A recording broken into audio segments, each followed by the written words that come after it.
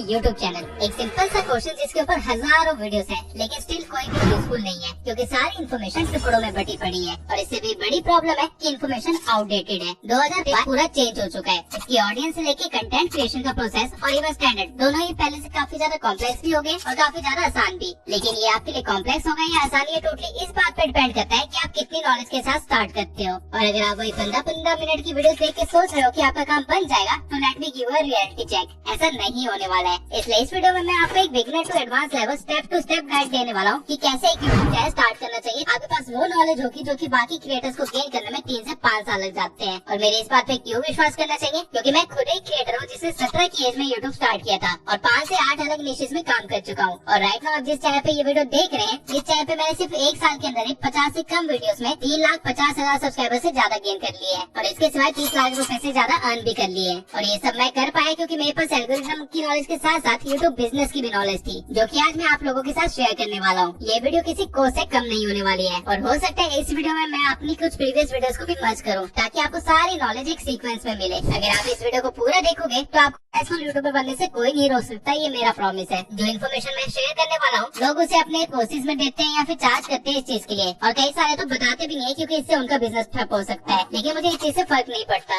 ये video 9 chapters और 28 सब टॉपिक्स में डिवाइडेड है, तो आप खुद ही गेस कर लीजिए आपके सामने ज्ञान का कौन सा भंडार खुला हुआ है। तो बिना किसी देरी के शुरू करते हैं प्योर बेसिक से।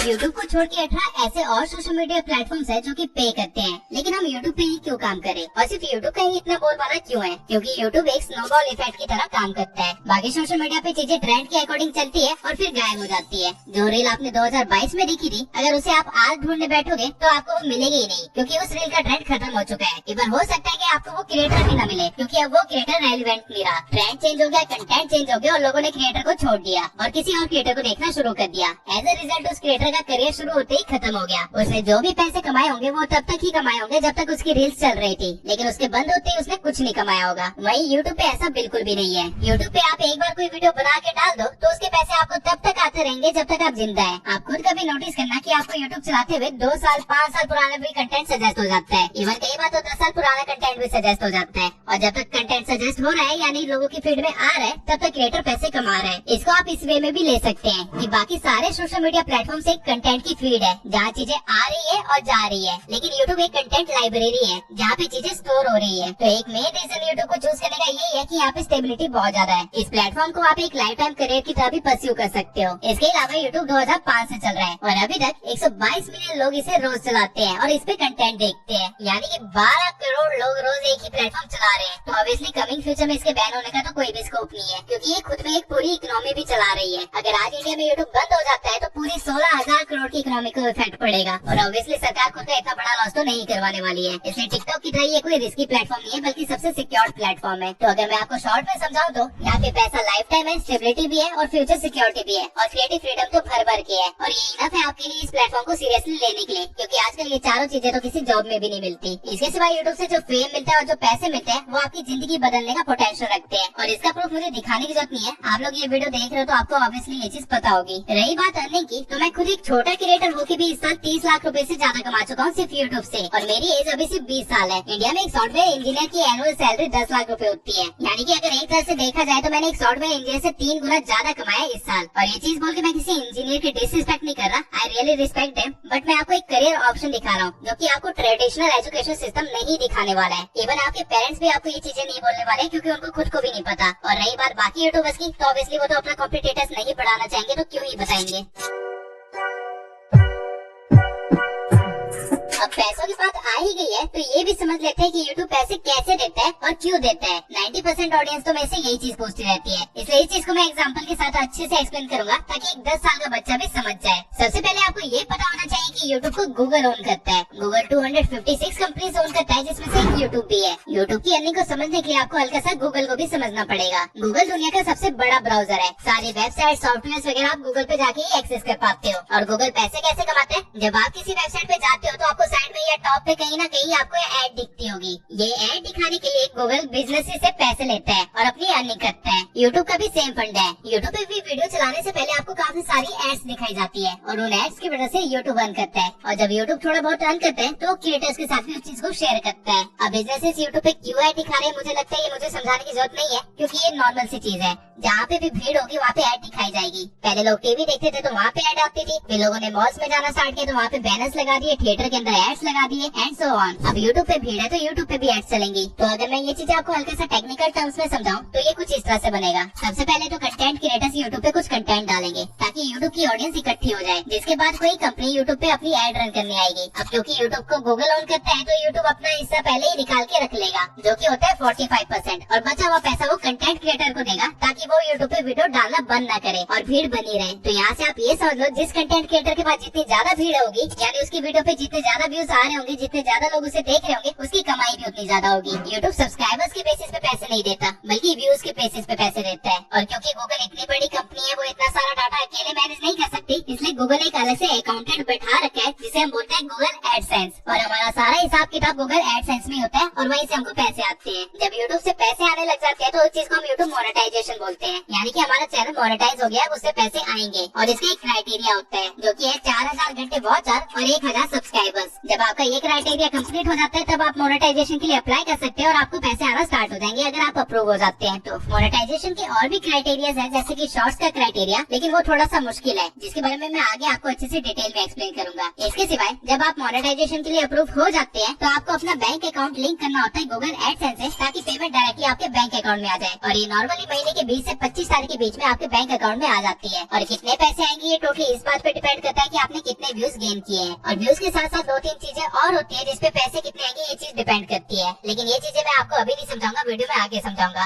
अभी समझाऊंगा तो काफी ज्यादा कॉम्प्लेक्स हो जाएगा। अभी के लिए आप मोटा मोटा ये समझ लीजिए कि आप वीडियो डालेंगे, उस पर व्यूज आएंगे तो आपको पैसे मिलेंगे। ये इनकम सोर्स को एड रेवेन्यू बोलते हैं, जो कि डायरेक्टली लिंक्ड होता है यूट्यूब और गूगल से। लेकिन इसके सिवाय भी यूट्यूब पे और भी तरीके हैं पैसे कमाने के, और उनमें से एक तरीका है स्पॉन्सरशिप। और स्पॉन्सरशिप क्या होती है उस चीज को भी अच्छे से एक्सप्लेन कर देता हूँ। मान लेते हैं आप लोग धोनी को देखते हो और उसे मानते भी हो, क्योंकि उस बंदे ने अपना नाम कमाया है। और कल को अगर धोनी बोले कि इस कंपनी का बैट बहुत अच्छा है और इससे काफी अच्छे तरीके से खेला जाता है, तो ऑब्वियसली आप लोग उस बैट को खरीदोगे, क्योंकि आप उसे अपना आइडल मानते हो, उसकी बातों पे आप विश्वास करते हो। यही चीजें कंपनीज को पता है, इसलिए वो कंपनी सेलिब्रिटी को ऐड देती है और ऐड करने के पैसे भी देती है। ठीक इसी वे में जब आप यूट्यूब पे अपना नाम कमा लोगे तो कंपनीज आपके पास भी आएगी कि ये लो पैसे, हमारे प्रोडक्ट को यूज करके दिखाओ अपनी ऑडियंस को, ताकि हमारा भी प्रॉफिट हो। ये चीज को स्पॉन्सरशिप कहते हैं या फिर प्रमोशन कहते हैं। और कंटेंट क्रिएटर्स की मैक्सिमम अर्निंग यहीं से होती है। गूगल एडसेंस से मैं सिर्फ 8 लाख रुपए कमाया है इस साल, बाकी बचे हुए 22 लाख रुपए पूरे स्पॉन्सरशिप से आए हैं। तो कल को अगर आप कंटेंट क्रिएटर बन जाते हैं तो आपको स्पॉन्सरशिप करनी ही पड़ेगी, क्योंकि एड रेवेन्यू से आपका काम नहीं चलने वाला है। आप ग्रोथ कर ही नहीं पाएंगे अगर आप एड रेवेन्यू पे बैठे रहे तो। इसलिए जब भी आप किसी क्रिएटर को कुछ प्रमोट करते हुए देखते हैं तो समझ जाइए वो एक्चुअली में पैसे कमा रहा है, ताकि वो फ्यूचर में कंटेंट बनाता रह सके। लेकिन हाँ, ऑब्वियसली इसका मतलब ये नहीं है कि गलत चीजें प्रमोट करो, जैसा कि आजकल गैम्बलिंग ऐप्स को किया जा रहा है। लेकिन इसके बारे में भी हम आगे डिस्कस करेंगे। नाउ आई होप आप समझ गए होंगे कि यूट्यूब क्यों बेटर ऑप्शन है और कैसे वो क्रिएटर्स को पे करते हैं। अब ये भी देख लेते हैं कि यूट्यूब पे किस किस तरह की वीडियोस चलती है और कहाँ कहाँ चलती है।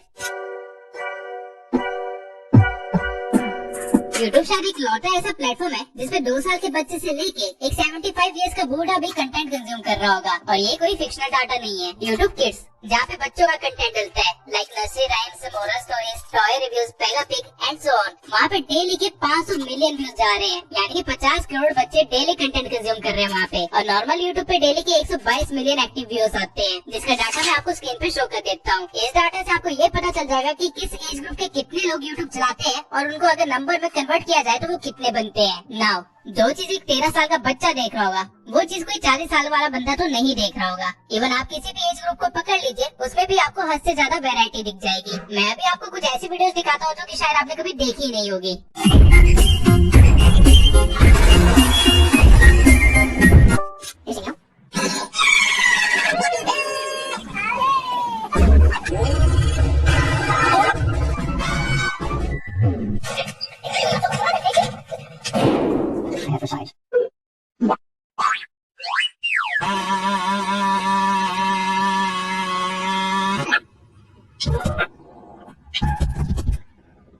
कैसी लगी ये वीडियोस? ये वीडियो जितनी अजीब है आपको जान के हैरानी होगी कि इसको देखने वाले लोग भी हैं और इन वीडियो से इन क्रिएटर्स ने लाखों में अर्न किया है। जो पॉइंट मैं यहाँ पे आपको एक्सप्लेन करने की कोशिश कर रहा हूँ वो ये है कि कुछ भी क्रिएट करो, लिटरली कुछ भी। टॉयलेट से पुतिन का फेस निकालते हुए दिखा दो, उसको भी देखने के लिए 8 मिलियन लोग बैठे हुए हैं। अब कंटेंट भी आप तरह तरह से बना सकते हो, या तो फेस दिखा के बना सकते हो या बिना फेस दिखाए बना सकते हो, बोल के बना सकते हो या बिना बोले भी बना सकते हो। कोई ना कोई उस चीज को देखने के लिए ऑलरेडी बैठा हुआ है। कंज्यूमर आपके पास पहले से ही है, आपको बस प्रोड्यूसर बनना है। अब यहाँ पे इतनी वैरायटी है तो अभी तक आप कंफ्यूज भी हो गए होंगे कि क्या बनाए और क्या करे, हम यूट्यूब पे अपना काम कैसे स्टार्ट करें और वायरल हो। अब ये पता करने से पहले आपको ये पता होना चाहिए कि आपका यूट्यूब से गोल क्या है। मैक्सिमम लोग यहीं पे गलती कर देते हैं, जिस वजह से वो गलत अप्रोच लेके 2-3 साल वेस्ट कर लेते हैं और फिर अकल आती है कि ये क्या कर दिया मैंने। अब आपके 2-3 साल वेस्ट ना हो इसलिए मैं पहले ही आपको सही अप्रोच पकड़ना सिखा देता हूँ।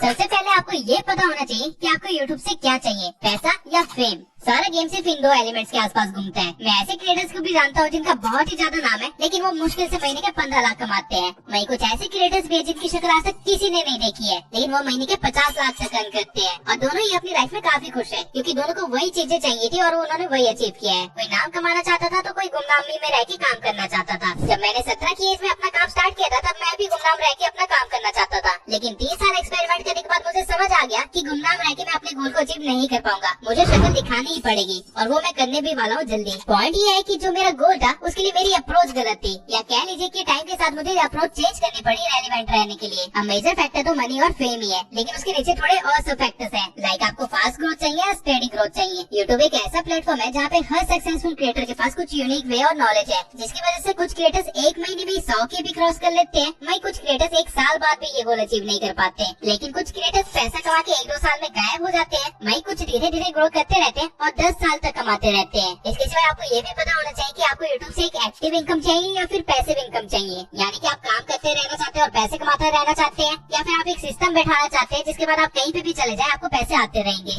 मैंने आपको वो सभी फैक्टर बता दिए जो कि आपको पहले सोच लेने चाहिए अपने यूट्यूब चैनल को स्टार्ट करने से पहले। लेकिन अब इन फैक्टर्स के फायदे क्या है, नुकसान क्या है और क्या अप्रोच लेनी चाहिए मैं वो भी बता देता हूँ। इस चीज को एक टेबल से एक्सप्लेन करना आसान होगा तो मैं आपको टेबल भी शो कर देता हूँ। देखिए, अगर आपका गोल सिर्फ मनी है तो आपके लिए बेस्ट अप्रोच होगा कि एक फेसलेस यूट्यूब चैनल खोल लीजिए जहाँ से आपको एक पैसिव इनकम आती रहेगी, यानी कि आपको ज्यादा काम भी नहीं करना पड़ेगा और स्टिल अच्छे खासे पैसे आप कमाते रहेंगे। इस अप्रोच का फायदा ये है कि आप फ्यूचर में अपना सारा काम ऑटोमेट कर सकते हैं या फिर आउटसोर्स कर सकते हैं, यानी कि आप एआई को काम पे लगा सकते हैं जो कि आपको रोज कंटेंट बना के देता रहेगा, या फिर आप एक टीम हायर कर सकते हैं जो कि आपके लिए काम करती रहेगी। आपको बस अपलोड करना है और पैसे छापने हैं। आपको कभी अपना फेस रिकॉर्ड करने के झंझट में नहीं पड़ना पड़ेगा तो आपका काफी सारा टाइम बच जाएगा। जिस टाइम को आप अलग अलग चैनल खोलने के लिए इन्वेस्ट कर सकते हैं। फिर आप चाहे 10 चैनल खोलो या 50, कोई फर्क नहीं पड़ता क्योंकि आपके पास टीम भी है और आपके पास पैसे भी है। फॉरेन कंट्रीज में लोग यही करते हैं और मंथली 30 से 50 हजार डॉलर अर्न करते हैं। मेरा चैनल भी अभी एक फेसलेस चैनल है, यानी कि लोगों ने मुझे अभी नहीं देखा है, तो अगर मैं चाहूँ तो किसी और से स्क्रिप्ट लिखवा लूँ या किसी और से एडिटिंग करवा लूँ, आप लोगों को पता ही नहीं चलेगा। लेकिन इस अप्रोच का एक नुकसान भी है और वो ये है कि लोग मुझे नहीं जानते होंगे तो मेरी पर्सनल ब्रांडिंग करना मुश्किल हो जाएगा। फॉर एग्जाम्पल, अगर आज ईमान गाजी अपना कोई कोर्स लॉन्च करता है तो लाखों लोग उसे खरीदने के लिए पहले से लाइन में लगे होंगे क्योंकि उसकी खुद की एक पर्सनल ब्रांडिंग है। उसने खुद को लोगों के सामने दिखा रखा है, अपनी लाइफस्टाइल दिखा रखी है, अपने बारे में बता रखा, जिसकी वजह से लोग उस पर भरोसा करते हैं। वहीं अगर मैं सेम काम करूँ तो मुश्किल है कि कोई 1000 लोग भी मेरा कोर्स लेंगे क्योंकि किसी ने मुझे देखा ही नहीं है, किसी को भरोसा ही नहीं होगा कि मैं क्या करता हूँ, क्या अचीव कर रखा है मैंने, और खुद की मार्केटिंग मैं कर नहीं पाऊंगा क्योंकि मैंने अपनी शक्ल नहीं दिखा रखी है। इसके सिवाय इस अप्रोच से आपकी कोलैबोरेशन अपॉर्चुनिटीज में भी थोड़ी लिमिटेशन लग जाएगी। फॉर एग्जाम्पल, अगर आज मुझे कोई पॉडकास्ट में बुलाए तो मैं नहीं जा सकता, ऑल्दो मेरी काफी सारी अचीवमेंट्स है लेकिन मैं स्टिल उसके बारे में नहीं जाके बोल सकता, और क्योंकि पर्सनल ब्रांडिंग नहीं है तो ऑडियंस से लॉयल्टी और इंटरेक्शन भी कम रहेगा। जैसे कि यूट्यूब पे आने से पहले मैंने इंस्टा पे 30,000 फॉलोअर्स गेन कर रखे थे और 100 से भी ज्यादा लोगों को मेंटरशिप दे रखी थी, लेकिन जब मैं यूट्यूब पे आया तो मुझे टोटली जीरो से स्टार्ट करना पड़ा क्योंकि मैंने इंस्टा पे भी अपना फेस नहीं दिखा रखा था। इसलिए अगर मैं वहाँ पे चैनल को प्रमोट भी करता तो उसका कोई फायदा नहीं था। मेरी जो ऑडियंस थी वो लॉयल नहीं थी, इसलिए वो डाइवर्ट नहीं होती यूट्यूब पे। वहीं अगर आज मिस्टर बीस्ट बोल दे कि वो स्नैपचैट पे कोई वीडियो अपलोड करने वाला है तो आधे से ज्यादा लोग तो स्नैपचैट इसी वजह से डाउनलोड कर लेंगे कि मिस्टर बीस्ट को डालने वाला है। लेकिन अगर आपको फेम चाहिए तो आपको फेस कैम वीडियोस बनानी पड़ेगी, यानी कि खुद को रिकॉर्ड करना पड़ेगा और आपकी इनकम एक्टिव होगी, यानी कि जब तक आप अपनी शक्ल दिखा रहे हो तब तक आपके पैसे आते रहेंगे। अब जो डिसएडवांटेजेस फेसलेस के थे वो इसके एडवांटेजेस है,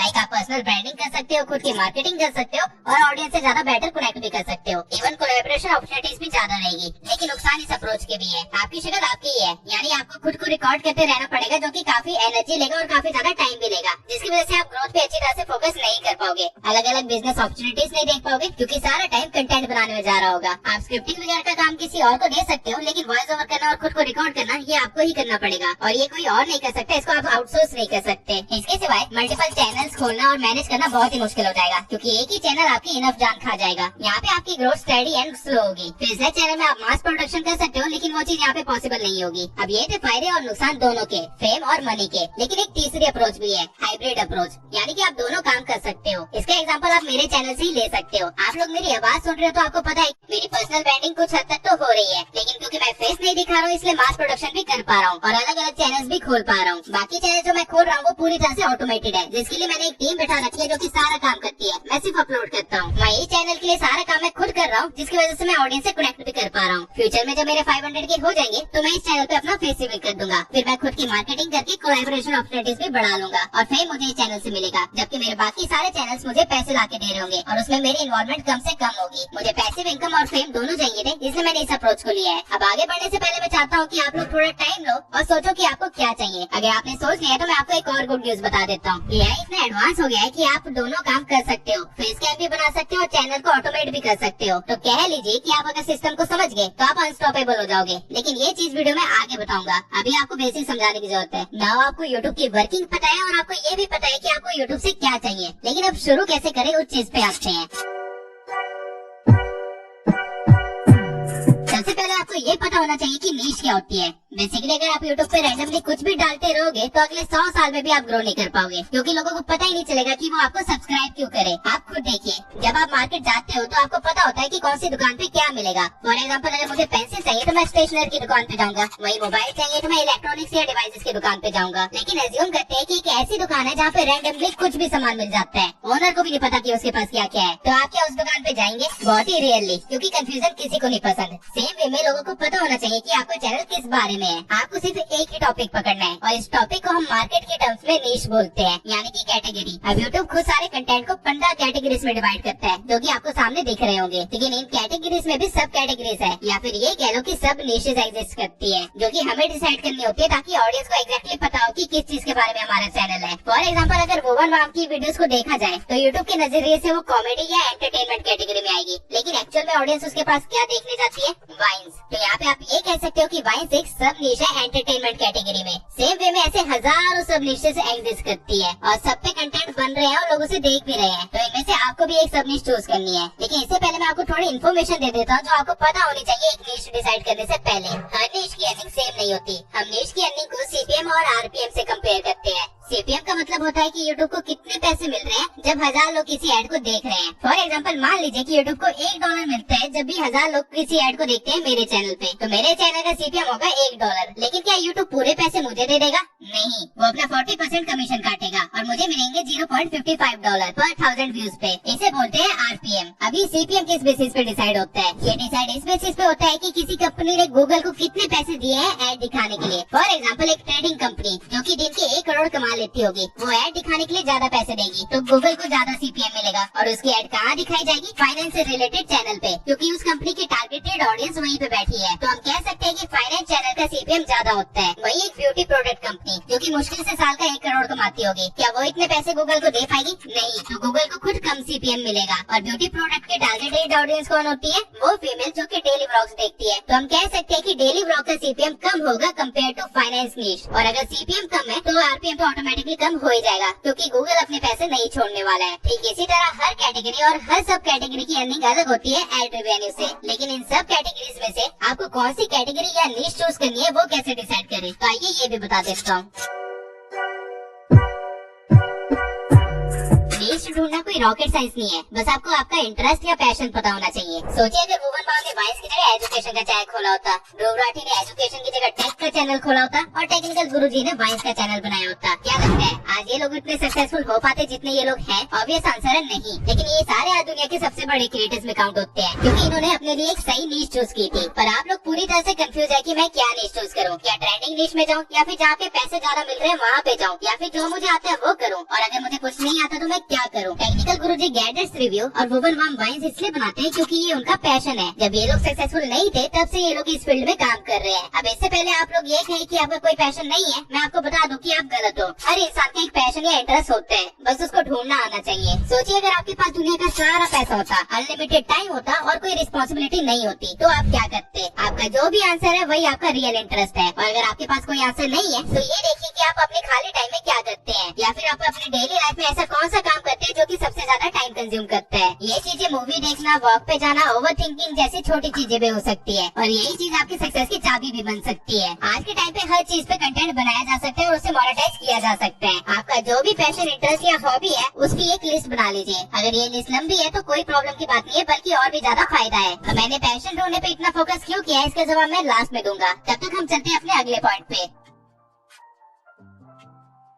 अब आपके पास कई सारी चीजें होंगी जिनमें आपका इंटरेस्ट है या फिर जिसकी आपको थोड़ी सी भी नॉलेज है, लेकिन हम इन सारी चीजों के ऊपर अपना चैनल नहीं बना सकते, इसलिए हम लोग इस चीज को और ज्यादा नैरो डाउन करेंगे। आपको ये पता करना है कि जो आपका इंटरेस्ट है उसके लिए कोई मार्केट अवेलेबल है या नहीं, और अगर नहीं है तो किस तरह से उसे क्रिएट किया जा सकता है। अगर इजी लैंग्वेज में समझाऊं तो मान लीजिए आपका इंटरेस्ट मूवी देखने में है और आप अच्छे से जानते हैं कि आपके आसपास जितने लोग हैं उन सबसे ज्यादा मूवीज आप ही देखते हो, तो आपको मूवी मार्केट को थोड़ा सा एक्सप्लोर करना है। आपको देखना है कि मूवी से रिलेटेड किस किस चीजों की डिमांड है और कौन कौन सी चीजें ट्रेंडिंग पे चल रही है। फॉर एग्जाम्पल मूवी से रिलेटेड समरीज, रिकमेंडेशंस, रिव्यूज और रिएक्शंस, इन सब चीजों की डिमांड है, तो आप इनमें से कुछ भी अपने इंटरेस्ट के अकॉर्डिंग चूज कर सकते हैं और उसके ऊपर कंटेंट बना सकते हैं। लेकिन जिन चीजों की डिमांड नहीं है उनकी भी डिमांड बनाई जा सकती है। फॉर एग्जाम्पल मान लीजिए आपके अंदर कमियां निकालने का टैलेंट है या फिर छोटी छोटी चीजें नोटिस करने का टैलेंट है और आपका इंटरेस्ट मूवीज में है, मूवीज ही आपका पैशन है, तो आप इस टैलेंट को कैसे यूज करेंगे? आप मूवीज के अंदर गलतियां निकाल के या मूवीज की डिटेल में कोई गलतियां निकाल के कंटेंट क्रिएट कर सकते हैं और लोग इसे भी देखेंगे। नहीं यकीन होता तो ये चैनल देख लीजिए।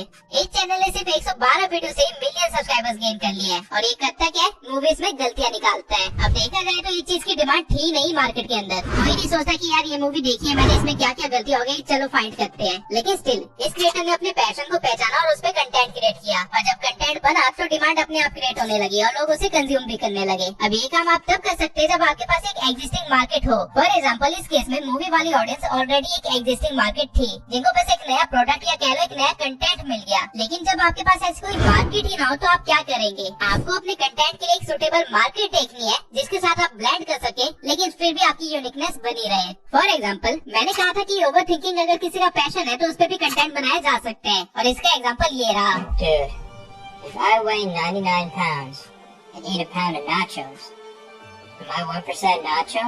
What? If you drop soap on the floor, is the floor clean or is the soap dirty? Dude, what are you talking about? Apple made a car. Would it still have windows? Alright, I'm going to bed before I get a contact. आप सबने ऐसी हजारों reels देखी होंगी, लेकिन आपने कभी सोचा कि ये कितना सिंपल और स्टिल कितना यूनिक आइडिया है? ठीक इसी तरह हर इंसान के मन में रोज हजारों थॉट्स आते हैं, लेकिन इसने अपने थॉट्स पे कंटेंट बनाया। अब ऑल्दो ये क्वेश्चंस काफी डीप होते हैं और इनके पीछे पूरी एक एक्सप्लेनेशन वीडियो बनाई जा सकती है जो कि एजुकेशन मार्केट का हिस्सा बन जाती, लेकिन इस क्रिएटर को पता था कि इसके पास एक्सप्लेनेशन का टैलेंट या पैशन नहीं है, तो इसने अपने कंटेंट को ह्यूमर मार्केट के साथ ब्लेंड कर दिया। अब नॉर्मली जब हम लोग ह्यूमर की बात करते हैं तो दिमाग में सबसे पहले वाइन्स आती है, फनी क्लिप्स आती है, जोक्स आते हैं या फिर ऐसी चीजें आती है, लेकिन कोई नहीं सोच सकता था कि डीप क्वेश्चंस को भी इस फनी वे में दिखाया जा सकता है या किसी की ओवर थिंकिंग में कितनी इंटरेस्टिंग हो सकती है। ठीक इसी तरह आपको अपने हर इंटरेस्ट को अच्छे से एनालाइज करना है और हर मार्केट में अपॉर्चुनिटी देखनी है और जहाँ पे ये दोनों चीजें मिल जाए वहाँ पे आप अपनी नीश के एक कदम और पास होंगे।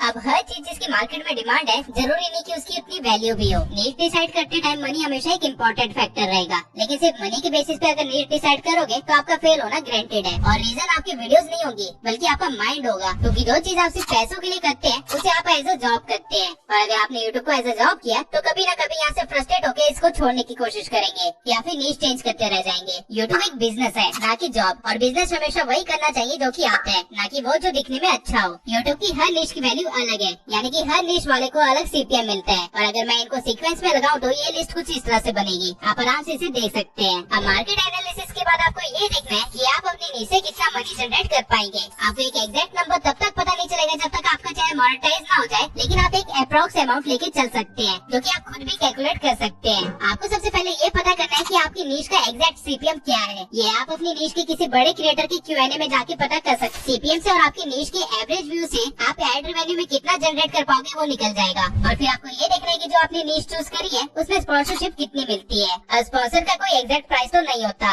लेकिन इसको आप ऐसा भी लेके चल सकते हो कि आपको एड रेवेन्यू से जो आ रहा है उसका 2x या 3x आपको स्पॉन्सरशिप में मिल जाएगा पर मंथ। और इस तरह आप एक अप्रॉक्स अर्निंग निकाल सकते हो। ये एक्यूरेट नहीं है लेकिन अप्रॉक्स है। अब ये गेम थोड़ा सा कॉम्प्लिकेटेड है। अगर मैं एग्जांपल से समझाऊं तो फाइनेंस वाले चैनल्स पे व्यूज कम आते हैं तो लोग सोचते होंगे कि यहाँ अर्निंग नहीं है, जबकि उनका सीपीएम सबसे ज्यादा होता है, यानी कि उनकी अर्निंग कम व्यूज में भी काफी ज्यादा है। वही एंटरटेनमेंट नीश में मिलियंस में व्यूज आते हैं, लेकिन इनका सीपीएम सबसे कम होता है। इसलिए इनकी मिलियन व्यूज के बाद भी एट द एंड इनकी अर्निंग मॉडरेट ही होती है। इसके सिवाय हर चैनल का सीपीएम अलग हो सकता है, भले ही वो सेम नीश के अंदर क्यों ना हो, क्योंकि सीपीएम काफी सारे फैक्टर्स पे डिपेंड करता है, जो कि मैं आगे किसी न किसी चैप्टर में आपको समझा ही दूंगा। अभी के लिए आप ये देखिए कि मैंने प्रीवियस सभी स्टेप्स को फॉलो करके ये सोचा था कि मूवी एक्सप्लेनेशन नीश में घुसूंगा, लेकिन मूवी एक्सप्लेनेशन एंटरटेनमेंट कैटेगरी में आएगी और इसका सीपीएम कम मिलेगा। इसके सिवाय इस नीश में स्पॉन्सरशिप भी ज्यादा नहीं आएंगी, तो मैं इस नीश को चूज नहीं करूंगा क्योंकि मनी वाले फैक्टर में ये नीश फेल हो गई है। अब मैं दोबारा से स्टेप 1 पे जाऊंगा और सारे स्टेप्स को फिर से फॉलो करूंगा। और जब मुझे कोई ऐसा टॉपिक या सब टॉपिक मिल जाएगा जो इन तीनों सर्कल्स के अंदर फिट हो, तो मैं उसे एज अपनी नीश चूज कर लूंगा। अब वैसे तो इतने में आपकी नीश डिसाइड हो जाएगी, लेकिन आप एज ए क्रिएटर चीजों को ना देखते हुए एज ए बिजनेसमैन भी चीजों को देखते हैं।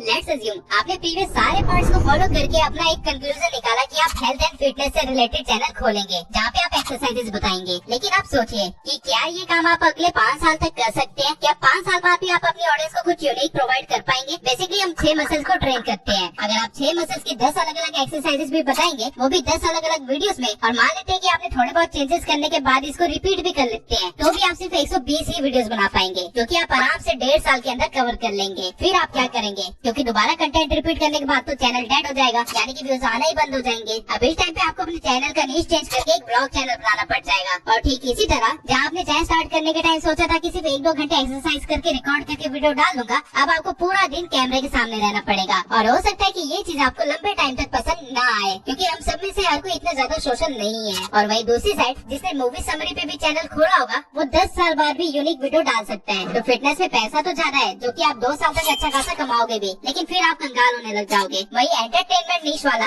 2 साल बाद भी अपनी वीडियो डालता रहेगा और अगले 8 साल और काम करेगा जब आप कुछ नहीं कर रहे होंगे। इसलिए स्टार्टिंग में नीश डिसाइड करते टाइम उसको आप एज अ 5 ईयर प्लान सोचना, और जरूरत पड़ने पे आप अपनी नीश को किस तरह कन्वर्ट कर सकते हो ये भी ध्यान में रखना। और नीश कन्वर्ट करने के बाद वो चीज आपके लिए सुटेबल है या नहीं, इस चीज को अपनी टॉप फैक्टर में हमेशा रखना। यूट्यूब पे 114 मिलियन से भी ज्यादा चैनल्स है और बहुत ज्यादा चांसेस है कि आपने जो भी नीश डिसाइड की होगी उसमें ऑलरेडी काफी सारे बड़े प्लेयर्स होंगे जो कि आपकी ऑडियंस को ट्रैप करके बैठे होंगे। तो उनको आप कैसे बीट करोगे? या फिर कंपटीशन को देख के नीश ही चेंज कर लोगे? आपको ऐसा कुछ नहीं करना है। यही रीजन है कि स्टार्टिंग में मैंने आपको पैशन ढूंढने के लिए कहा था, क्योंकि अगर आपका कोई पैशन है या फिर किसी चीज में आपका इंटरेस्ट है, तो फिर आपको कंपटीशन की फिगर करने की जरूरत नहीं है, क्योंकि आपका कंटेंट खुद में यूनिक बन जाएगा। Let me explain. अगर आपका किसी नीश में इंटरेस्ट नहीं है तो आपको उसकी ज्यादा नॉलेज नहीं होगी, और वीडियो बनाने के लिए आप यहाँ वहाँ से इन्फॉर्मेशन कलेक्ट करेंगे, या फिर हो सकता है अपने कॉम्पिटिटर्स की वीडियो को मर्ज करके एक कंक्लूजन वीडियो बना देंगे। अब क्योंकि आपको ज्यादा नॉलेज नहीं है, तो आप अपनी ऑडियंस के लेवल पे ही होंगे, और आपकी ऑडियंस भी ठीक उसी तरह रिसर्च करेगी जिस तरह आपने की थी, जिसकी वजह से आपकी ऑडियंस को आपके चैनल पे कोई यूनिक वैल्यू प्रोवाइड नहीं होगी। और अगर ऑडियंस ने कॉम्पिटिटर्स की वीडियो देख रखी होगी, तो उनको ये भी पता चल जाएगा कि आपने कॉपी किया है, इसलिए वो आपको सब्सक्राइब भी नहीं करेंगे। एज अ रिजल्ट आपको ग्रोथ नहीं दिखेगी, आप फ्रस्ट्रेट हो जाएंगे और चैनल बंद कर दोगे, क्योंकि ये आपका पैशन नहीं था और आपको कोई मजा नहीं आ रहा था ये काम करने में। आप सिर्फ ग्रोथ के चक्कर में घुस गए थे इस नीश के अंदर, और लेटर ऑन आपको वो भी नहीं मिली। वहीं अगर आपने अपने पैशन पे काम किया होगा, तो आप खुद ही यूनिक वैल्यू प्रोवाइड कर रहे होंगे और लोग उसे पसंद भी करेंगे। और अगर ग्रोथ धीरे भी हुई तो भी आपको मजा आ रहा होगा, क्योंकि आप अपने मजे के लिए ही काम कर रहे होंगे। इसका बेस्ट एग्जांपल भुवन वामी है, जो कि क्लब्स में गिटार बजाने से अभी खुद की सीरीज बनाने तक का पूरा सफर मजे में पार कर गया। आपको कॉम्पिटिटर की फिक्र सिर्फ तब करनी चाहिए जब आप किसी को एग्जैक्टली कॉपी कर रहे हो। अगर आपका थोड़ा सा भी किसी कंटेंट में अपना स्टाइल है, तो आपको कॉम्पिटिटर से कोई फर्क नहीं पड़ेगा। अब मैंने शॉर्ट टर्म से लेकर लॉन्ग टर्म तक वो सारे फैक्टर्स कवर कर लिए जो आपको ध्यान में रखने चाहिए अपनी नीश को डिसाइड करते टाइम। लेकिन स्टिल अगर आपका एक्सपोजर कम है, आपको नहीं पता कि यूट्यूब पे किस तरह की नीश चल रही है, किस कंटेंट में आप घुस सकते हैं, या फिर आपको थोड़े बहुत सजेशन चाहिए, तो आप आगे देखते रहिए। मैंने 20 के करीब कुछ नीशेस सजेस्ट कर रखी है, वो भी उनके सीपीएम के साथ, और कुछ चैनल के रेफरेंसेस भी दे रखे जो कि ऑलरेडी वो काम कर रहे हैं। और बाय चांस अगर आपने ऑलरेडी सोच लिया है कि आप इस नीश पे वर्क करने वाले हैं, तो इस वाले पार्ट को स्किप करके आगे बढ़ जाइए, जहाँ पे मैंने अब सिखा रखा है कि चैनल को कैसे सेटअप करना है। तो अब हम लोग स्टार्ट करते हैं अपनी पहली नीश से, जो कि है आप में से कितने लोग हैं जो बचपन में सावधान इंडिया, क्राइम पेट्रोल, अदालत या फिर सीआईडी जैसे शो देखा करते थे? आई एम श्योर काफी सारे होंगे। बट डू यू नो आप लोगों को ये शो देखने में इतना ज्यादा मजा क्यों आता था? ये शो एक्चुअली में एक थ्रिलर की तरह वर्क करते थे, जहाँ आपका दिमाग एक डिटेक्टिव की तरह सोचने में मजबूर हो जाता था। और यही रीजन था कि हर शो की टीआरपी इतनी ज्यादा थी और इवन आज भी लोग उनको देखना पसंद करते हैं। लेकिन यूट्यूब पे ये निश अभी ज्यादा एक्सप्लोर नहीं की गई है। सर्च करने पे मुझे सिर्फ 2 ही चैनल्स मिले जो ये काम कर रहे हैं। पहला क्रिमिनल कोड। ये चैनल हाल ही में हुए कुछ अनोखी क्रिमिनल स्टोरीज के बारे में बताता है और उनको किस तरह सॉल्व किया गया और सॉल्व करते करते क्या क्या ट्विस्ट है उस कहानी में, ये सारी इन्फॉर्मेशन देता है। ये सारी इन्फॉर्मेशन आप बहुत इजीली गूगल से या फिर न्यूज़पेपर से गैदर कर सकते हैं। और सोशल ब्लेड की माने तो ये चैनल हर मंथ $250 से लेकर $4000 तक अर्न कर रहा है। अब इससे पहले कि आप लोग कमेंट में मुझे गालियाँ लिखे, मैं आपको पहले ही बता दूं कि सोशल ब्लेड की अर्निंग पूरी तरह से एक्यूरेट नहीं होती है। ये बस उस रीच की लोएस्ट आरपीएम को और हाईएस्ट आरपीएम को कैलकुलेट करके उनके बीच की अर्निंग बता देता है। अगर आप चाहते हैं कि आपको किसी चैनल की अर्निंग पता चल जाए तो आप इस सोशल ब्लेड की अर्निंग के बीच का एवरेज ले सकते हैं और वो चैनल की एक्चुअल अर्निंग के थोड़े तो आसपास होगी। अब क्रिमिनल कोड जैसे ही ठीक एक और चैनल है इस निश में जिसका नाम है एक्सप्लोर विद अस, जो कि केसेस को खुद सॉल्व करने का ट्राई करता है और उसकी डॉक्यूमेंट्री बना के वीडियोस डालता है। और ऐसा करके इस चैनल ने 5 मिलियन से भी ज्यादा सब्सक्राइबर्स गेन कर लिए हैं और पर मंथ ही $7000 से लेके $121,000 तक अर्न कर रहा है। अगर आप इसे इंडियन रुपीस में कन्वर्ट करेंगे तो ये चैनल हर मंथ कम से कम 58 लाख रुपीस तो कमा ही रहा है। अब इस तरह का चैनल रन करना कोई मुश्किल काम नहीं है। इंडिया के अंदर वैसे भी क्राइम केसेस काफी ज्यादा बढ़ रहे हैं, तो आप इन केसेस को फिल्टर आउट कर सकते हैं और जो केसेस कुछ अनोखे हो या जिसमें कुछ ज्यादा ट्विस्ट हो उनकी कहानी वेबसाइट से या फिर न्यूज़पेपर के थ्रू गैदर करके उसके ऊपर एक वीडियो बना के उसे मोनेटाइज भी कर सकते हैं। और इन सभी काम में आपकी शक्ल दिखाने की कोई जरूरत नहीं है। अब ये न्यूज काफी ज्यादा फनी भी है और काफी ज्यादा इंटरेस्टिंग भी है। पहले आप इस वीडियो को देखिए। रुको देखने तो पहले कितना गड्ढा है यार, ये साला पानी तो एकदम ठंडा है यार, मजा आ गया भाई। आओ बहुत मजा है, तो भाई आओ जल्दी। एक चैनल है जिसका नाम है सब लोल है। ये चैनल इसी तरह की एनिमल्स की फनी क्लिप्स का कंपाइलेशन बनाता है और उसके ऊपर कुछ फनी वॉइस ओवर करके अपनी वीडियो को अपलोड कर देता है। और ऐसा करके इसने अपने चैनल पे 2.5 मिलियन से भी ज्यादा सब्सक्राइबर्स गेन कर लिए हैं। और अगर सोशल ब्लेड की माने तो ये चैनल हर महीने $10,000 से लेके $162,000 तक अर्न कर रहा है। लेकिन ये अर्निंग थोड़ी सी गलत है क्योंकि इसमें शॉर्ट्स के व्यूज भी काउंट कर लिए गए हैं। इस चैनल के शॉर्ट्स पे आराम से 500K से लेके 1 मिलियन तक के व्यूज आ जाते हैं। लेकिन अगर मैं अपने एक्सपीरियंस से बताऊं तो ये चैनल हर महीने कम से कम 5 लाख रुपए जनरेट तो कर ही रहा होगा और शॉर्ट से जो इसे अर्निंग मिल रही होगी वो अलग। इस तरह की वीडियोस बनाना बहुत ही आसान काम है। आपको ऐसी डॉग की फनी क्लिप्स वगैरह सब फेसबुक से बहुत इजीली मिल जाएगी या फिर आप यूट्यूब से भी उन वीडियोस को उठा सकते हैं और उसके ऊपर कुछ भी फनी डबिंग करके आप अपनी वीडियो को चला सकते हैं। लिटरली आप कुछ भी बोल सकते हैं क्योंकि क्लिप तो ऑलरेडी फनी है ही, लोग उसे देखेंगे। बस आपकी वॉइस ओवर उसे थोड़ा सा और इंटरेस्टिंग बना देगी। लेकिन गलती से भी इन वीडियो की कंपाइलेशंस को बिना वॉइस ओवर की अपलोड करने की मत सोचना, वरना आपका चैनल मोनेटाइज नहीं होगा। अब जिस तरह आप पिछली न्यूज में सिर्फ कुछ फनी वॉइस ओवर करके ग्रो हो रहे थे, ठीक उसी तरह अगर आप इसे ऑलरेडी एग्जिस्टिंग शो या मूवी के ऊपर फनी डबिंग करें तो आप भी एबी ब्लैक की तरह ग्रो कर सकते हैं। एक चैनल ने सिर्फ 45 वीडियोस में ही 105 की सब्सक्राइबर्स गेन कर लिए हैं और वो भी सिर्फ सीआईडी के पुराने एपिसोड्स के ऊपर फनी डबिंग करके। एक बार मैं आपको इसकी वीडियो का छोटा सा हिस्सा दिखा देता हूँ।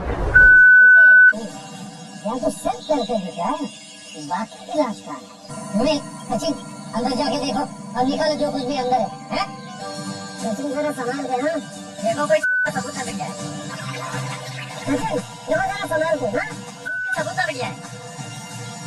अब क्योंकि ये चैनल डबिंग के टाइम काफी ज्यादा एब्यूसिव लैंग्वेज यूज कर रहा है, इसलिए इसका चैनल येलो डॉलर में है। यानी कि चैनल मोनेटाइज तो है लेकिन वीडियोस पे ऐड नहीं आएगी क्योंकि इसने बहुत ज्यादा गालियां दी है। लेकिन अगर आप बिना गालियों के सिर्फ फनी और कॉमेडी स्क्रिप्ट से इस नीश के अंदर एंटर करें तो आप आराम से हर मंथ $125 से लेकर $2,000 तक अर्न कर सकते हैं। अब I know you must be thinking कि ये तो कुछ ज्यादा अर्निंग नहीं है, लेकिन इसका रीजन ये है कि चैनल पे अभी सिर्फ 45 वीडियोस ही है, इसलिए चैनल की अर्निंग थोड़ी कम दिखाई जा रही है। अगर मैं आपको दूसरे चैनल का रेफरेंस दूं जो कि सेम तरह का काम थोड़ा हाई क्वालिटी में करता है तो वो चैनल हर मंथ $590 से लेके $9,000 तक अर्न कर रहा है। इस चैनल का नाम है क्लोज इनफ। और ये चैनल एनिमेशन बना के उसके ऊपर डबिंग करता है, लेकिन आपको इतनी मेहनत करने की कोई जरूरत नहीं है। आप कोई भी फेमस कार्टून, मूवी या शो को उठा के उसके इम्पोर्टेंट पार्ट्स को ट्रिम करके 7-10 मिनट की वीडियो बना सकते हैं जिसके ऊपर आपकी ओरिजिनल वॉइस ओवर होगी और वो चैनल 100% वर्क करेगा। आपको अगेन यहाँ पे फेस दिखाने की कोई जरूरत नहीं पड़ी।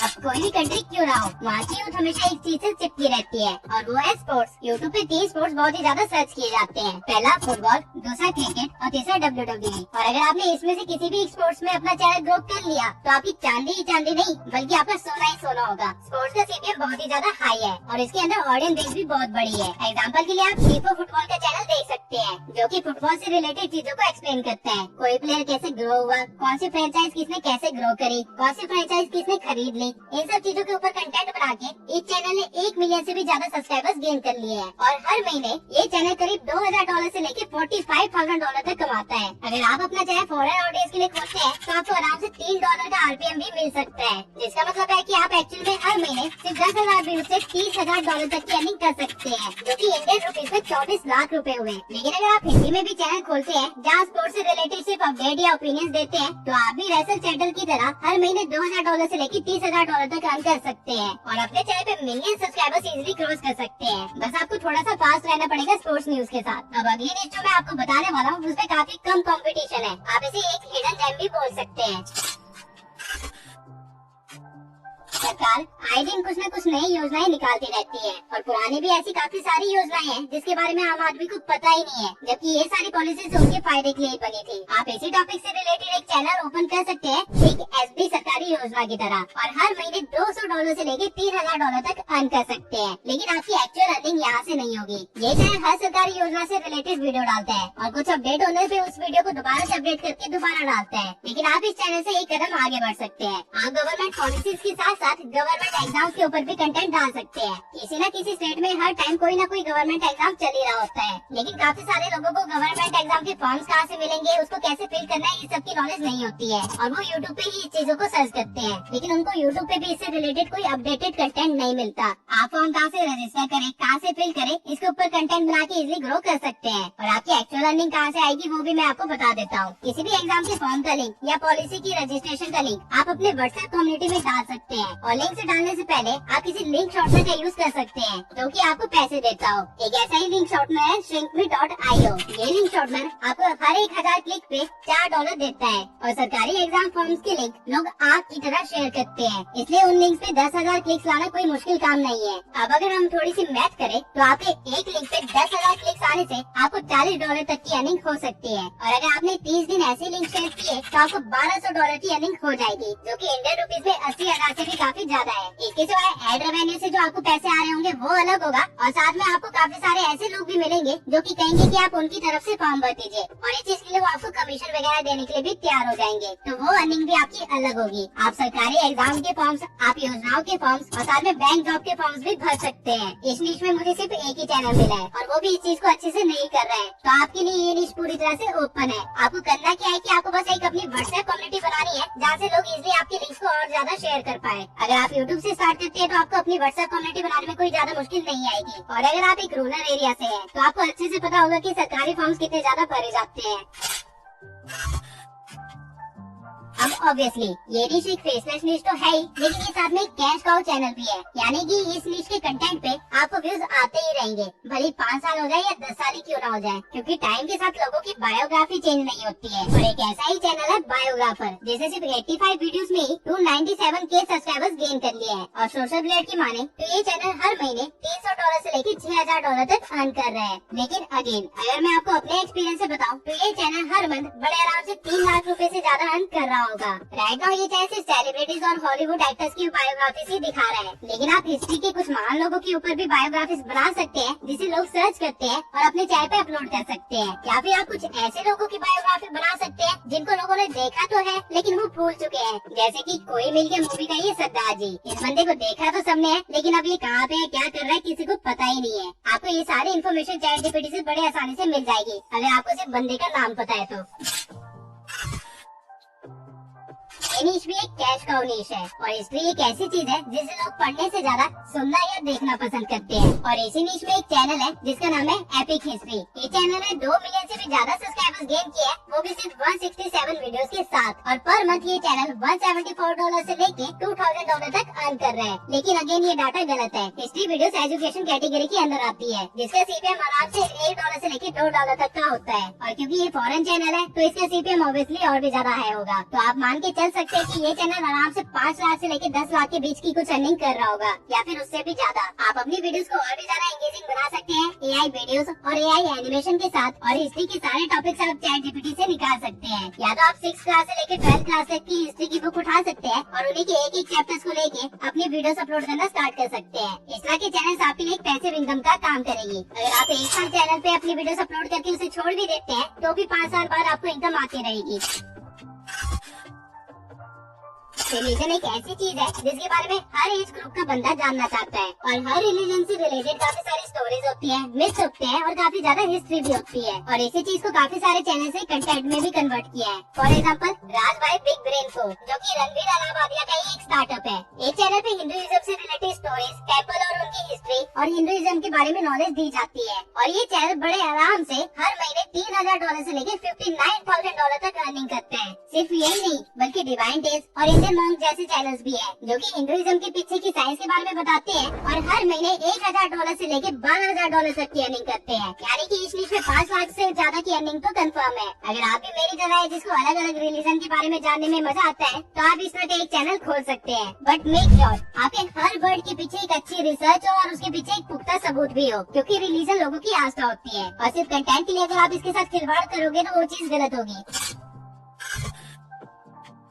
वीडियोस को वायरल करने में एंगेजमेंट का काफी बड़ा रोल होता है, और अगर टॉपिक कंट्रोवर्शियल हो या फिर कुछ ऐसा हो जिसमें काफी सारे पर्सपेक्टिव दिए जा सके, तो आपकी एंगेजमेंट तो रॉकेट की तरह उड़ेगी। ठीक है, ऐसा ही एक चैनल है द वाई फाइल्स। एक चैनल ने 3 मिलियन से भी ज्यादा सब्सक्राइबर्स गेन किए हैं, और हर महीने ये बड़े आराम से $5,000 से लेकर $79,000 तक अर्न कर रहे हैं। बट ऐसा ये अपने चैनल पे क्या डाल रहा है? बेसिकली ये चैनल हर कंट्रोवर्शियल टॉपिक के ऊपर, जैसे कि एरिया 51 या एलियंस या फिर मिस्टीरियस टॉपिक्स के ऊपर, like time travel and alternative universe, इन सब चीजों से रिलेटेड हर तरह की वीडियो बनाता है। एक्सप्लेनेशन वीडियोस, स्टोरी वीडियोस और पॉसिबिलिटी वीडियोस भी। अब ये सारे टॉपिक्स ऐसे हैं जो कि लोगों का ध्यान बड़े इजीली खींच लेते हैं, और क्योंकि हमारे पास इन चीजों से रिलेटेड किसी चीज की कंफर्मेशन नहीं है, इसलिए लोग अलग अलग पर्सपेक्टिव देते हैं अपने कमेंट्स में, जिससे इसकी एंगेजमेंट तो काफी ज्यादा हाई है। और ये चैनल के क्रिएटर ने अपना फेस रिवील तो कर रखा है, लेकिन ये काम आप बिना शक्ल दिखाए भी बड़े आराम से कर सकते हैं। अब आप बिलीव नहीं करोगे, लेकिन यूट्यूब पे एक बहुत ही बड़ी ऑडियंस बेस है जो कि पेट्स को देखना पसंद करती है या फिर डॉग्स या कैट्स के बारे में जानना पसंद करती है। बल्कि कई सारे चैनल्स तो ऐसे भी है जो कि सिर्फ डॉग्स के नेम पे बने हैं, और उन चैनल पे उन डॉग्स के डेली ब्लॉग्स भी डलते हैं। मतलब पूरे दिन उन डॉग्स ने क्या क्या किया वो चीज उस चैनल पे डलती है। अगर आपके पास भी एक पेट है तो आप प्रेस्टीज डॉग चैनल की तरह एक चैनल बना सकते हैं, और उस चैनल से पर मंथ $1,000 से लेकर $26,000 तक अर्निंग कर सकते हैं। ऑल्दो इसने अपना फेस रिवील कर रखा है, लेकिन आप ये काम बिना फेस दिखाई भी कर सकते हैं। आप जब भी अपने डॉग को वॉक पे लेके जाते हैं तो आप अपना कैमरा ऑन कर सकते हैं। अब जितना मेरा डॉग के साथ इंटरेक्शन रहा है, मुझे पता है कि डॉग्स कभी भी शांति से वॉक तो नहीं करते, वो कुछ न कुछ शरारत करने की फिराक में तो रहते ही है। तो आप उनको मौका दीजिए शरारत करने का, तभी आपको कंटेंट मिलेगा। बाद में आप घर पे वापस आके उस 30 मिनट की वॉक को ट्रिम और कट करके 10 मिनट की इंटरेस्टिंग पार्ट को रख सकते हैं, जिसके ऊपर आप वॉइस ओवर करके बड़े आराम से डॉग ब्लॉग चैनल बना सकते हैं। इस तरह के चैनल को स्पॉन्सरशिप भी काफी अच्छी खासी मिलती है। लेकिन अगर आपके पास पेट नहीं है तो भी निराश होने की कोई जरूरत नहीं है। आप जॉ ड्रॉपिंग पेट्स की तरह अलग अलग पेट्स के बिहेवियर, स्पीसीज और केस स्टडी के ऊपर वीडियोस बना के भी पर मंथ $1,000 से लेकर $27,000 तक की अर्निंग कर सकते हैं। इसमें आपको बस वीडियोस का इस्तेमाल करना है और अपनी वॉइस ओवर देनी है। अब ये रीच जो है वो काफी जल्दी ग्रो हो रही है, और क्योंकि एआई का जमाना आने ही वाला है तो इसके अंदर ग्रोथ अपॉर्चुनिटी काफी ज्यादा है। वाइज वाइब्स ये एक इंडियन चैनल है जिसने सिर्फ 28 वीडियो में ही 83,000 सब्सक्राइबर्स गेन कर लिए हैं, और राइट नाउ ये चैनल $30 से लेकर $480 तक अर्न कर रहा है। लेकिन सच बताऊं तो ये चैनल बड़े आराम से 50,000 से ज्यादा अर्निंग कर रहा होगा। अब ये चैनल पे वीडियोस कम है, इसलिए इसकी अर्निंग इतनी कम दिखाई जा रही है। अब ये चैनल करता क्या है कि ये ChatGPT से अपनी एक स्टोरी लिखवा लेता है, फिर ये उस स्टोरी की हर एक लाइन को ऐसा प्रॉम्प्ट यूज करता है और किसी दूसरे एआई से उसकी इमेज जनरेट करवा लेता है, जिसे ये एनिमेट करके लेटर ऑन कंपाइल कर देता है, और फिर एआई की वॉइस देके अपनी वीडियो को अपलोड कर देता है। ये सारा काम करने में से मुश्किल से 2 घंटे लगते होंगे, और आप भी ऐसा ही करके अपना चैनल खोल सकते हैं। बल्कि इसका एक और एग्जांपल भी है, बाइबल इन नटशेल। ये चैनल बाइबल से रिलेटेड स्टोरीज को एआई के थ्रू प्रेजेंट करता है, और ये चैनल हर महीने $500 से लेकर $9,000 तक अर्न कर रहा है। आप इसी तरह का एक चैनल खोल सकते हैं जिसमें आप मोरल स्टोरीज या फिर मोटिवेशनल स्टोरीज बता सकते हैं, और अपने चैनल को यूट्यूब किड्स की कैटेगरी में रख सकते हैं, जिससे आपकी अर्निंग भी ज्यादा होगी। अब मूवी समरीज के ऊपर तो काफी सारे चैनल्स हैं, तो ऑब्वियसली मैं आपको ये करने के लिए तो नहीं बोलूंगा, लेकिन सिनेमा सेंस एक ऐसा चैनल है जो कुछ डिफरेंट कर रहा है। इस चैनल पे 9 मिलियन से भी ज्यादा सब्सक्राइबर्स है और ये चैनल हर महीने $2000 से लेके $36,000 तक अर्न करता है। अब ये चैनल करता क्या है कि ये मूवीज के अंदर कमियां निकालता है। बेसिकली हर मूवी या शो सिर्फ एंटरटेनमेंट के लिए बनी होती है और ऑब्वियसली हर चीज जो मूवी में दिखाई जाती है वो लॉजिकल तो नहीं हो सकती, बट ये चैनल मूवीज को पकड़ता है, उनके अंदर लॉजिक निकालने की कोशिश करता है और अगर लॉजिक ना मिल रहा हो तो उसे रोस्ट करता है। ये करना कोई मुश्किल काम नहीं है, खासकर इंडियन सिनेमा के साथ तो बिल्कुल भी नहीं। और लोगों को कमियां देखने में तो मजा आता ही है, चाहे वो मूवी के अंदर हो या किसी और इंसान के अंदर हो। तो ये चैनल ग्रो करना काफी आसान है, बस आपको ट्रेंडिंग मूवीज के ऊपर वीडियो बनानी है और आपको पता भी नहीं चलेगा कब आप मिलियन सब्सक्राइबर्स क्रॉस कर चुके होंगे। अब अगर आपको कहीं ना कहीं ये लग रहा है कि मूवी न्यूज के अंदर कंपटीशन काफी ज्यादा है, तो आप कंपटीशन से बचने के लिए क्या कर सकते हैं, आप कोरियन ड्रामास को एक्सप्लेन करना स्टार्ट कर सकते हैं। For example Korean drama explanation, ये चैनल महीने के $500 से लेके $8,000 तक अर्न करता है सिर्फ कोरियन ड्रामास को एक्सप्लेन करके। इंडिया के अंदर टर्किश, कोरियन और पाकिस्तानी ड्रामा काफी ज्यादा देखा जाता है, क्योंकि ये ड्रामास कम से कम 100-200 एपिसोड्स के होते हैं और यहाँ की फीमेल ऑडियंस इसको देखना तो चाहती है, लेकिन इतना ज्यादा टाइम देना भी नहीं चाहती। तो अगर आपको ऐसी नीश में घुसना है जहाँ कंपटीशन भी कम हो और मेहनत भी कम हो, तो ये नीश आपके लिए बिल्कुल सही है। और जरूरी नहीं है कि आप सिर्फ इन कंट्रीज के ड्रामा ही दिखाएं, आप इन कंट्रीज की मूवीज भी दिखा सकते हैं, लड़कियों को वो भी पसंद आ जाएगी।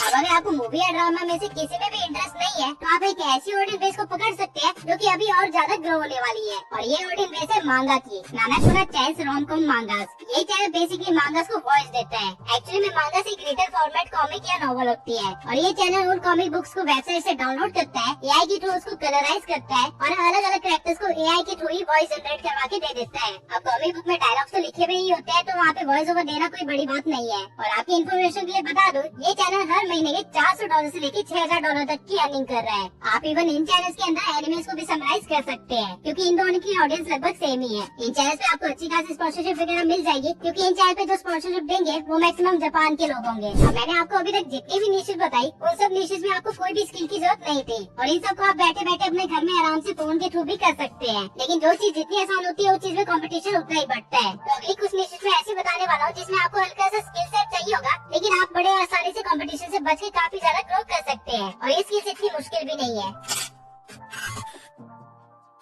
खाना बनाना एक बेसिक स्किल है जो हर एक बंदे को आनी ही चाहिए, और अगर आप अपनी स्किल्स को थोड़ा बेहतर कर ले तो आप सुविधा नेट रसोई की तरह एक चैनल खोल सकते हैं और महीने के $4,000 से लेके $67,000 तक अर्न कर सकते हैं। इस चैनल पे आपको तरह तरह की कुकिंग रेसिपीज और स्नैक रेसिपीज मिल जाएगी, और अगर आप अलग अलग कंट्रीज की फूड रेसिपी बताने लग जाए और एक फॉरेन चैनल खोल ले, तो आप फूड फ्यूजन पीके की तरह मंथली $8,000 तक भी इजिली अर्न कर सकते हैं। बल्कि इन वीडियोस को आप फेसबुक पे भी अपलोड कर सकते हैं, जहाँ से हो सकता है कि आपको यूट्यूब से भी ज्यादा अर्निंग आ जाए। अगर आपको कुकिंग नहीं भी आती है, तो आप अपनी मम्मी या बहन से बात कर सकते हैं और उनके साथ अपना चैनल ओपन कर सकते हैं। कुकिंग का काम वो संभाल लेंगे और आप सिर्फ रिकॉर्डिंग, शूटिंग, एडिटिंग और अपलोडिंग का काम संभाल लेना। आपको शूट करते हुए अपने आप को दिखाने की कोई जरूरत नहीं है, सिर्फ हाथ और कढ़ाइयाँ दिखा के भी काम हो जाएगा। इवन आप चाहे तो वॉइस ओवर दे भी सकते हैं, नहीं भी दे सकते। काफी सारे चाहे तो बिना वॉइस ओवर के भी रन हो रहे हैं। मिस फतिमा आर्ट, ये चैनल पे सिर्फ ड्राइंग ट्यूटोरियल डाल के ये चैनल हर महीने $700 से लेके $11,000 तक अर्न कर रहा है। और अगर आप ध्यान देंगे तो ये ड्राइंग इतनी आसान है कि कोई 5th क्लास का बच्चा भी इसे बना सकता है। इसके सिवा एक और ऐसा ही चैनल है इजी टू ड्रॉ। ये चैनल सिर्फ एनिमेशन से रिलेटेड ड्राइंग्स बनाता है और उसे रिकॉर्ड करके हर महीने $900 से लेके $15,000 तक अर्न करता है। अगर आपको ड्राइंग में इंटरेस्ट है तो आप सिर्फ अपना हाथ दिखा के भी अर्निंग कर सकते हैं। और अगर आप अपनी स्किल्स को थोड़ा अपग्रेड कर देंगे और लोगों के स्केचेस और पोर्ट्रेट्स बनाने लग जाएंगे, तो आप लोगों से चार्ज भी कर सकते हैं उनके पोर्ट्रेट्स बनाने के लिए। राइट नाउ आर्टिस्ट लोग ₹5,000 लेते हैं एक पोर्ट्रेट बनाने के, तो आप इसे अपना एक फुल टाइम बिजनेस भी बना सकते हैं और महीने के लाखों निकाल सकते हैं। अब हो सकता है आपको ड्राइंग बिल्कुल भी ना आती हो और ना ही आप सीखना चाहते हो, तो इसके इसमें आप फोन में इमेज एडिटिंग सीख सकते हैं और ठीक AA एडिटर की तरह मंथली $280 से लेके $4,000 तक की अर्निंग कर सकते हैं। ये चाहे पिक्सआर्ट नाम की एक ऐप से फोटोज के लिए अलग अलग इफेक्ट क्रिएट करता है और उसके ट्यूटोरियल्स अपलोड करता है। पिक्सआर्ट बहुत ही इजी ऐप है और इसे आप एक वीक के अंदर ही एडवांस लेवल तक सीख सकते हैं। मैंने भी अपनी सबसे पहली पिक एडिटिंग इसी पे की थी और इसी तरह की ट्यूटोरियल्स देख के मैंने अपनी एडिटिंग जर्नी भी स्टार्ट की थी। और अगर आपने एक बार अपनी ऑडियंस बेस बना ली, तो आप चाहे लेटर ऑन पीसी पे भी कन्वर्ट हो सकते हैं। ये एक और फेसलेस नीश है जिसको सीखना और सिखाना बहुत ही आसान है। ड्राइंग सिर्फ पेपर पे नहीं की जाती बल्कि डिजिटल आर्ट की भी एक अलग ही दुनिया है। आपने NFT वगैरह के बारे में तो सुना ही होगा। फंगजाओ एक चैनल है जो कि डिजिटल आर्ट से रिलेटेड कंटेंट डालता है और ये हर महीने अपने चैनल से $150 से लेकर $2000 तक की अर्निंग करता है। लेकिन ये अर्निंग भी थोड़ी गलत है। अगर मैं सच बताऊं तो ये चाय आराम से 1 लाख से तो ऊपर अर्न कर ही रहा होगा और इस तरह की चाय को काफी बड़े बड़े कंपनी से भी स्पॉन्सरशिप आराम से मिल जाते हैं, जहाँ पे आप इजिली $1000 तक चार्ज कर सकते हैं स्पॉन्सरशिप के लिए। तो अगर आप महीने में एक स्पॉन्सरशिप भी करेंगे तो आपके $1000 तो कंफर्म है और एड रेवेन्यू से जो आएंगे वो अलग। अब इस निश में अभी इतना ज्यादा कंपटीशन नहीं है, तो अगर आप अपने स्किल्स अपग्रेड करके इस निश के अंदर एंटर कर जाते हैं तो आप बहुत ही जल्दी ग्रो हो जाएंगे। और ये बार आप AI का इस्तेमाल करके भी आर्ट जनरेट करना सिखा सकते हैं और उसके ट्यूटोरियल भी डाल सकते हैं। अब बस यही कुछ ऐसी निशेस थे जिसमें आपको स्किल्स की जरूरत है। अब आ जाते हैं हम अपने अगले निश पे, सेल्फ गाइड। ये चैनल ने सिर्फ 43 वीडियोस में 51,000 सब्सक्राइबर्स क्रॉस कर लिए हैं और ये चैनल सिर्फ फैशन से रिलेटेड टिप्स देता है। इसमें ये अपना फेस तो नहीं दिखाता बल्कि बेरोज